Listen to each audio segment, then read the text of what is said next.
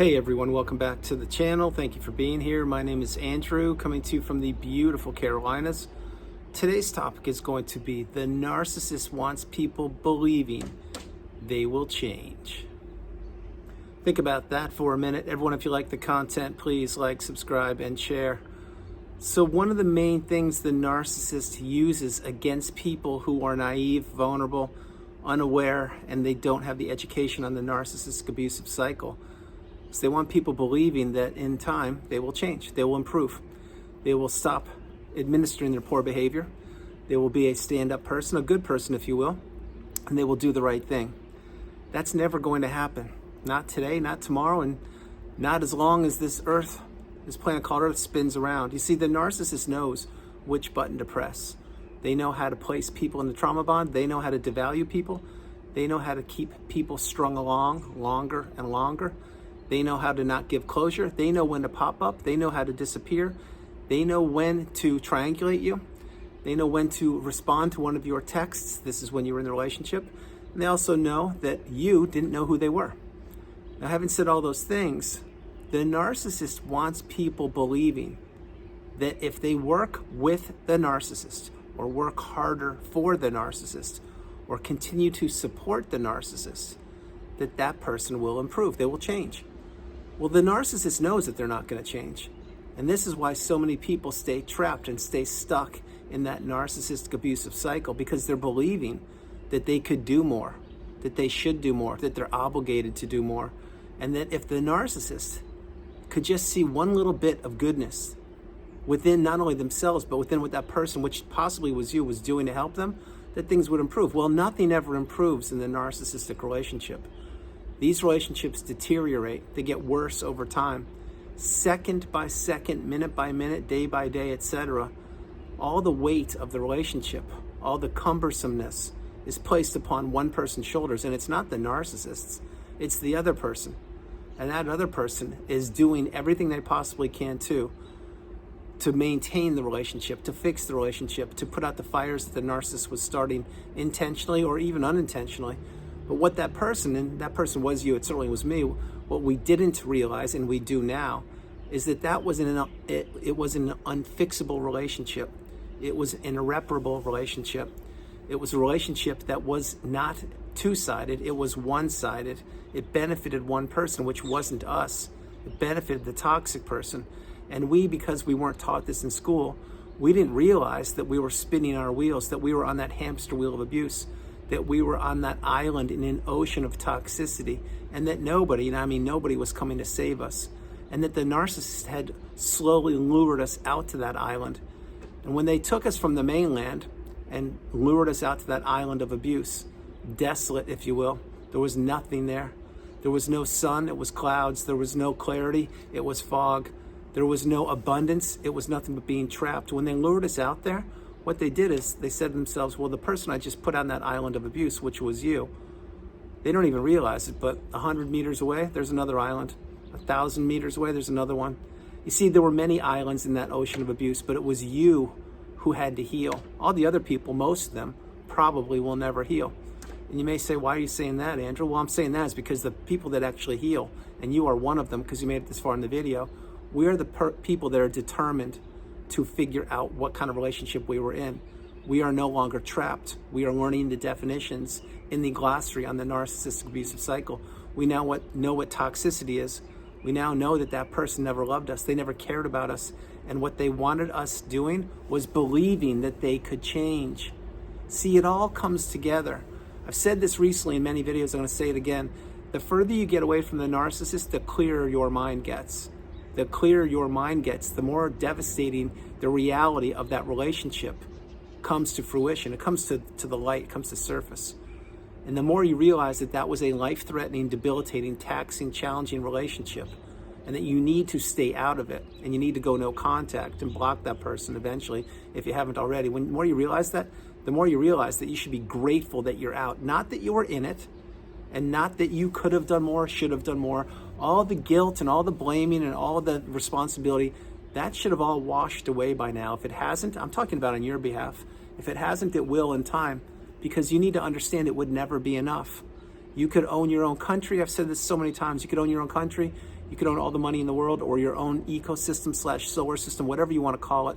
It will never be enough, because the narcissist is missing a chip. There's a big defect within them, and they know it. And they know what they're doing. Why do you think all these people, the toxic people, if you will, why do you think they all do the same things? Because they're running around on a loop. They're running around on a script. They have to turn to page 1 through page 1001 to figure out what to do at any one time. They always prepare for the demise of other people. They play the long game. They isolate people on those islands of abuse in an ocean of misery, and they deflect the accountability from themselves onto others.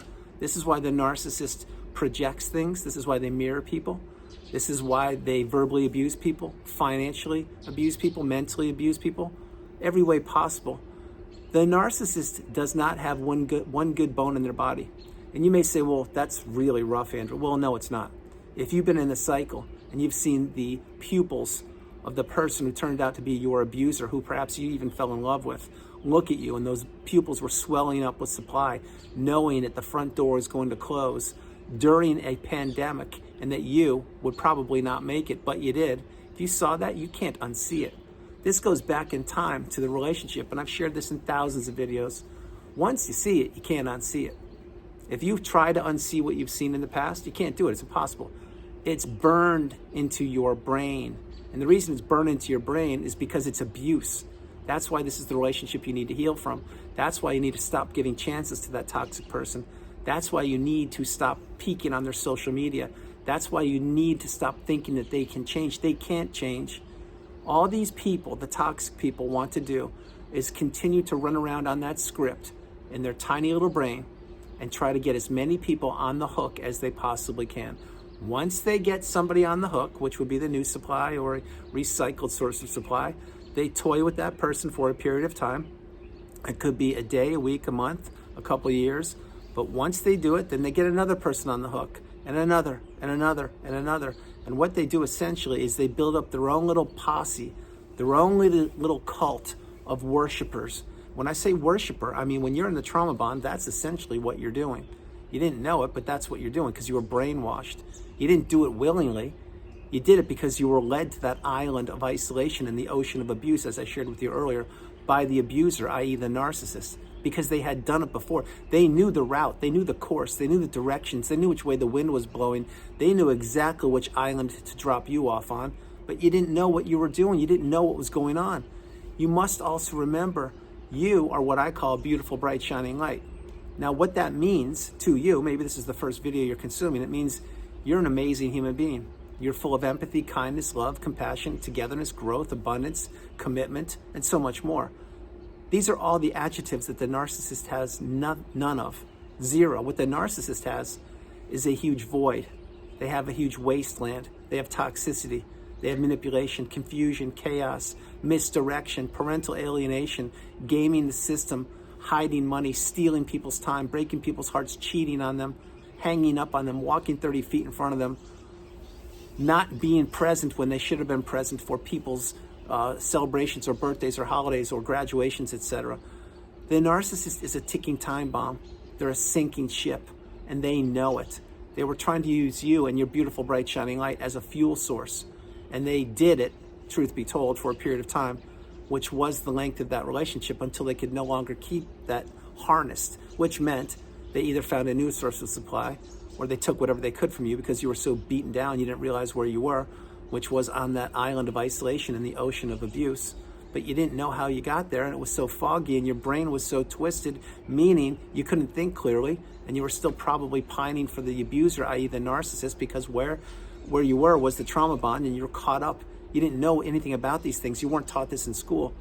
And so this is why once you see it, you can't unsee it. That's why you have to maintain your boundaries. That's why you cannot tempt fate. That's why you can't peek at social. That's why you should know nothing about the abuser. That's why they should know nothing about you. And that's why you need to have a small footprint and get off the radar of these people and anybody who is 1, 2, 3, 5 steps away from them.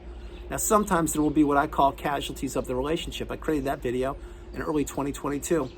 What a casualty of the relationship is, it's people that perhaps you still loved or cared about or maybe raised but you can't communicate with them because they're still tethered to the narcissist. There's nothing you can do about that. I know you wish you could. I did in the past also.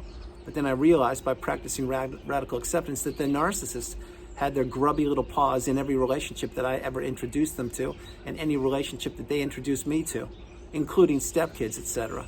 But there's nothing you can do about that. That's why I share, and I'm unpacking a lot of wisdom in this video. That's why I share so frequently. You need to learn how to control what you can control. You need to stop giving toxic people chances. You need to maintain your boundaries. And you need to understand that the person you're considering, the apex predator, the narcissist, they are hoping that other people will continue to believe that they can change. Because as many people the narcissist can get on the hook, they can get that much more attention, supply, money, time, adoration, access, and more. And that's why these people, i.e. the narcissists, they're abusers, they're manipulators, they're liars, they're cheaters, they are thieves, and they know it. These people, without their smartphone and without an actual empath or a kind, loving, stable person, are weaker than weak. They're helpless, they're flailing. But what did they do? When the internet came out and the smartphone came out, they figured it out quickly. Oh my gosh, it's supply central. I don't just have to wait for the holidays or a birthday or the weekend. I can now get supply 24/7. Why do you think the narcissist takes their smartphones in the bathroom for 1, 2, 3 hours at a time? It's not because they're lathering up and grabbing a lengthy shower. It's because they're on the phone with the new supplies, plural. And when one phone battery dies, they have another one and another one. Why do you think the narcissist, once they had their fangs sunken into, why do you think they pulled back? They pulled back because that's what they do. It's a cycle. It's a loop. And the loop just keeps going around and around and around. And in that loop, the main person, the common denominator is the narcissist. It wasn't you. You thought it was you. But what you were was one cog in the wheel of abuse. But what I care about is helping you and helping you heal and helping you break the ties, the emotional tie, the financial tie, the physical tie, the spiritual tie, so you can ascend and elevate and break the chains and become the generational curse breaker from the narcissistic abusive cycle, and certainly from toxic relationships. If you've done it, you know what I'm talking about. If you haven't done it, there's work to be done, but be patient with yourself. Practice stoicism, practice gratitude, continue to become awakened and aware, educated and empowered, and realize that the whole time you were trying to fix an unfixable relationship, the narcissist was sitting back, grinning, smirking, laughing, staring, grimacing, saying, "You don't get it. I'm unfixable and I'm trying to break you while you're trying to fix me. I'm trying to destroy your life, but you can't see that because perhaps you love me, or you're in love with me, or you feel committed to me, or you feel you owe me, or you feel you have such a high level of empathy you can change me." The narcissist knows exactly what they're doing. That's why you need to stop giving toxicity chances, and you need to really focus on yourself and heal properly. Because the path to abundance, it does not go through the narcissist, it goes through you. Harness all of your beautiful, bright, shining light, all of your energy, and all of the wisdom you've acquired, and put it back into yourself and see where you will elevate to. You will reach that place that I call the pinnacle of indifference, the mountaintop of indifference. I am standing there right now. Actually, I'm sitting, but I'm standing on top of it, waiting with both my arms, reaching down to lift you up.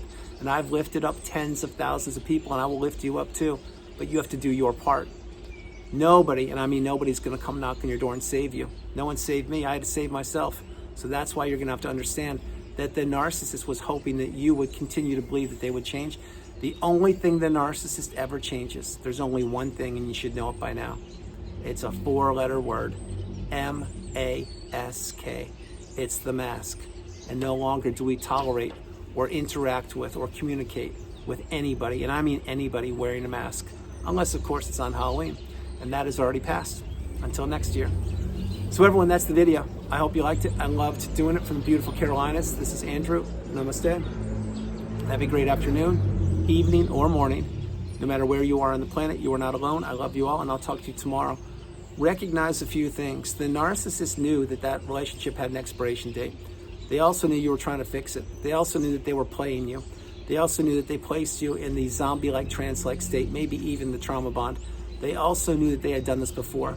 They also knew you were an empath, and they also knew that you would continue to be committed as long as you possibly could tolerate that relationship. But again, that relationship ended like they all do. So focus on yourself. Close the chapter of the book on these people. I love you all. God bless you. Bye.